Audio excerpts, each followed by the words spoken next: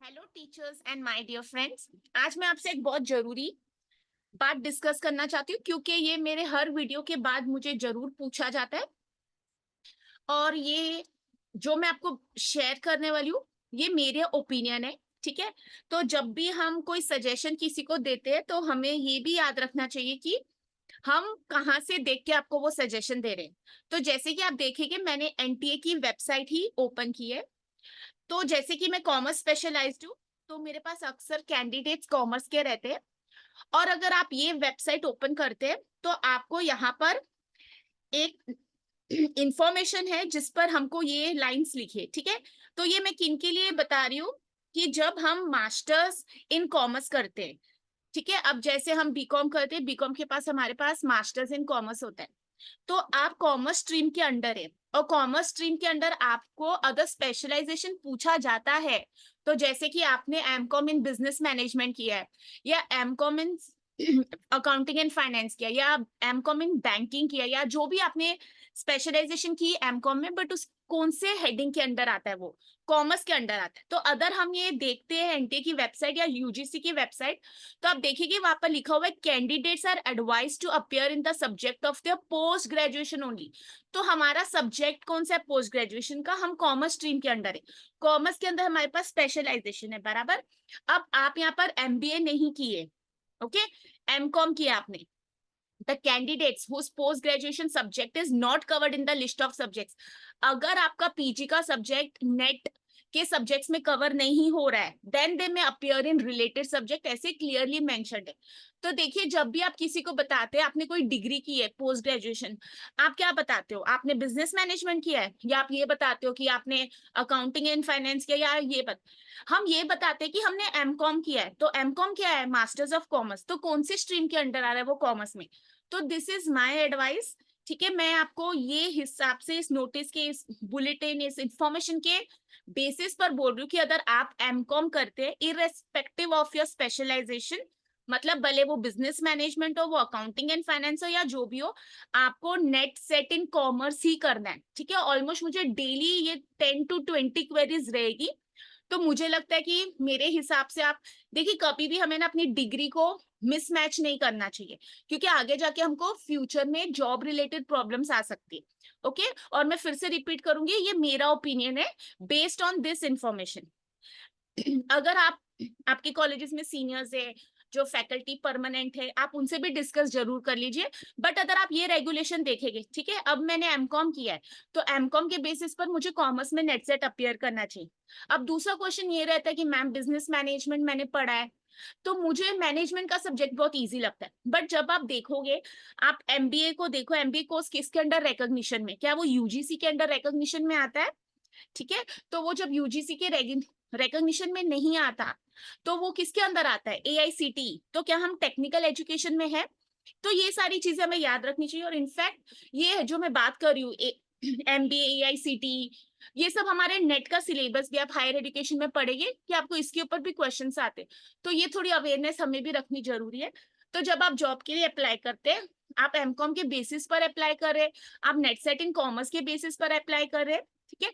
और अगर आप मैनेजमेंट इंस्टीट्यूट में जाना पसंद करेंगे तो वहां पर आपको देख लेना चाहिए कि उनकी प्रेफरेंस क्या है। क्या वो नेट सेट को रिकॉग्निशन देते या वो इंडस्ट्री एक्सपीरियंस को रिकॉग्निशन देते, क्या वो पीएचडी को रिकॉग्निशन देते, क्या आप वहां पर जाके कौन से बेसिस पर अपनी जॉब देख रहे। तो आप ये क्लियरली देखिए। यहाँ पर हर जगह किसी को पूछ के मैं बोलती हूँ डोंट डू दैट। आप खुद जाके रेगुलेशन पढ़िए और उसके हिसाब से आपको पता लग जाएगा। But if you want my opinion I always say कि ये रूल के हिसाब से आप जब भी कुछ देख रहे हैं रूल्स एंड रेगुलेशंस के हिसाब पर देखिए। तो यहाँ पर क्लियरली मेंशन्ड है candidates are advise to appear in the subject of their PG only. ठीक है। तो भले आपने एमकॉम इन बिजनेस मैनेजमेंट किया, भले आपने एमकॉम इन बैंकिंग में किया है, तो आपको नेट सेट इन कॉमर्स ही करना चाहिए। ये मत सोचिए कि ये सब्जेक्ट टफ है या ये सब। आप नेट सेट इन कॉमर्स करने के बाद भले नेट इन मैनेजमेंट भी कर लीजिए, that will be your additional qualification. ठीक है। बट पहला आपका प्रेफरेंस हमेशा यहीं पर होना चाहिए।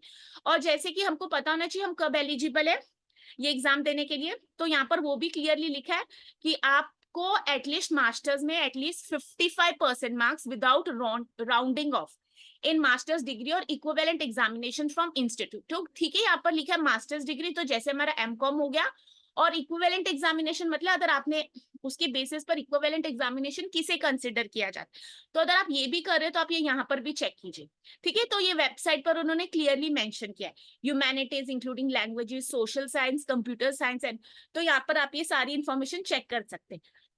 ठीक है, तो आज मुझे ये क्लियर करना था आप लोगों के साथ। Consider as this as my opinion, मैं यहीं से पढ़ के बता रही हूँ, मैं ऐसे नहीं बोल रही हूँ कि मुझे इसने बताया या इसने बताया, but this is what we should do. और फ्यूचर में आप भी याद रखिए कि आप कोई भी डिसीजन ले रहे हैं वो आप अपने करियर के लिए ले रहे हैं। कल ऐसा नहीं हो कि आप जॉब इंटरव्यू पर जाते हैं तो आपको पता लगता है कि आप क्वालिफाइड नहीं है जॉब पर, just because there is a mismatch in your degree. तो आपको ये सारी चीजें जरूरी है याद रखना। ठीक है, ये सब कहाँ पर लिखा है, ये वेबसाइट पर है, आपको चाहिए तो मैं इसको डिस्क्रिप्शन बॉक्स में मेंशन कर दूंगी, फिर आप ये देख सकते हैं। वेबसाइट है, यहाँ पर आपको सारी इंफॉर्मेशन मिल जाती है। अगर आप ये चेक करेंगे तो ugcnet. तो यहाँ पर आपको मिल जाएगा ये क्या क्या चीजें यहाँ पर इंफॉर्मेशन है, जो चीजें अपडेटेड होती है आप उनको जरूर देख लीजिए। फिर अगर आप ये ugcnetonline.in पर जाते तो आपको यहाँ पर results, marks, previous year question papers उन्होंने इतने सारे अपलोड नहीं किए। ठीक है, तो वो भी आप देख सकते हैं। यहाँ पर सिलेबस भी है, तो अगर आपको सिलेबस डाउनलोड करना है आप यहाँ पर सिलेबस दे सकते हैं। General paper on teaching and research, ये सबके लिए। तो यहाँ पर हमारे पास सिलेबस है जो इंग्लिश और हिंदी दोनों में मेंशन है। हमारा कॉमर्स का कोड है 08 और अदर मैनेजमेंट का कोड है 17। तो आप देख सकते हैं, आप सिलेबस भी कंपेयर कर सकते हैं। ठीक है, कितने सारे कॉमर्स और मैनेजमेंट के सब्जेक्ट सेम है, बट जब भी आपने एमकॉम किया है प्लीज कॉमर्स ही कीजिए। ठीक है, ये मेरी एडवाइस सबको रहेगी। और बाकी आप देख सकते हैं कितने सारे सब्जेक्ट्स में यहाँ नेट होता है, तो आप अपने पीजी वाले सब्जेक्ट में ही नेट करना चाहिए, मिसमैच नहीं करिए डिग्री में, मैं बार बार रिपीट करूंगी। और जैसे कि हमें पता है कि यूजीसी के रेगुलेशंस के हिसाब से हो सकता है अभी पीएचडी एंट्रेंस टेस्ट स्क्रैप हो जाए और सिर्फ नेट के बेसिस पर एडमिशन मिले पीएचडी में। बट इसके लिए भी मेरी एक सजेशन है कि हमें अपनी जो भी हम यूनिवर्सिटी को बिलोंग करते हैं उनकी रेगुलेशन के लिए भी वेट करना चाहिए, क्योंकि अगर आपने पढ़ा होगा हायर एजुकेशन में education comes under concurrent list. ठीक है, हमारे पास 3 लिस्ट होती है, वो भी हमारा पार्ट ऑफ सिलेबस है, जरूर उसको पढ़िए। उसके बेसिस पर स्टेट गवर्नमेंट के पास अथॉरिटी है डिसीजन लेने के लिए। ठीक है, तो अभी ये सब नहीं सोचे कि मैं पीएचडी में एडमिशन कैसे लूंगी, पेट होगा कि नहीं, नेट के बेसिस पर ही करना है।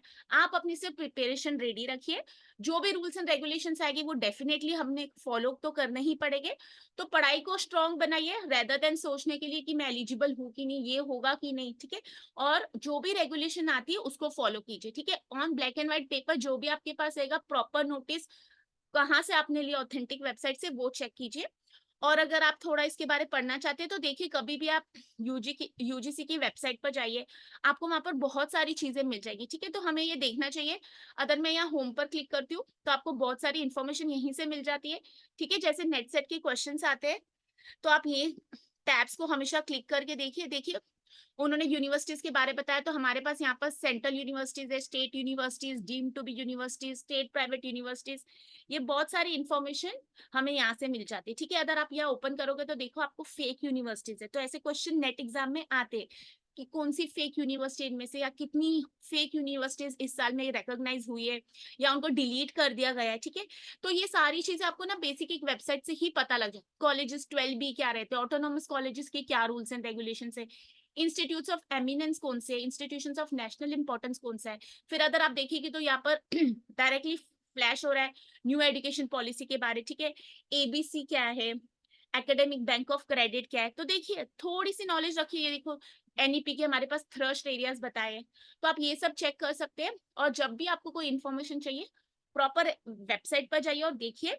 मैं फिर से रिपीट करूंगी, ये जो वीडियो में मैंने बोला ये मेरी ओपिनियन है, मैंने कोई यूनिवर्सिटी की ओपिनियन नहीं बताई है, या मैं कोई यूजीसी की तरफ से नहीं बोल रही हूँ। मैं सिर्फ आपको बता रही हूँ कि अगर मुझे as a candidate rules and regulations पढ़ने हैं तो मुझे ऑथेंटिक वेबसाइट पर जाके पढ़। ठीक है, तो मेरी तरफ से आप सबको ऑल द बेस्ट। हमारे एग्जामिनेशन के फॉर्म्स आए हुए हैं नेट की, तो आप देख लीजिए। हमारी एग्जामिनेशन डेट है 18 जून, जिसको पहले 16 जून था, बट वो एग्जामिनेशन के साथ क्लैश था, तो अब हमारे पास 18 जून का एग्जाम है। फॉर्म भर लीजिए। और जैसे कि मैंने बताया मैं मुंबई से हूँ, तो महाराष्ट्र स्टेट का जो एग्जाम हुआ था उसका भी आंसर की आया हुआ है, प्रोविजनल आंसर की है जो, उसको भी आप चेक कर लीजिए, 9th मई तक उसकी डेट है, और पढ़ते रहिए। ये सोचिए कि हमारे करियर की बात है, हमारे फ्यूचर की बात है, ठीक है? कोई भी डिग्री आपकी कभी भी वेस्ट नहीं जाती। आप जितनी भी डिग्री लेंगे जब टीचिंग प्रोफेशन में आते, it is always going to add to your resume, add to your career and add to your knowledge. तो कोशिश करिए, मेहनत कीजिए, क्वालिफाई हो जाइए, पढ़ाई स्टार्ट रखिए। और अगर आपको मेरी वीडियोस पसंद आ रही है तो जरूर मेरे चैनल को सब्सक्राइब कीजिए, अपने फ्रेंड्स के साथ शेयर कीजिए। और आपको कोई भी ऐसे डाउट रहता है तो मुझे मैसेज करिए, भले यहाँ पर कमेंट कीजिए। फिर मैं आपको मिलती हूँ अगली वीडियो में। मेरी तरफ से आप सबको all the best. Thank you.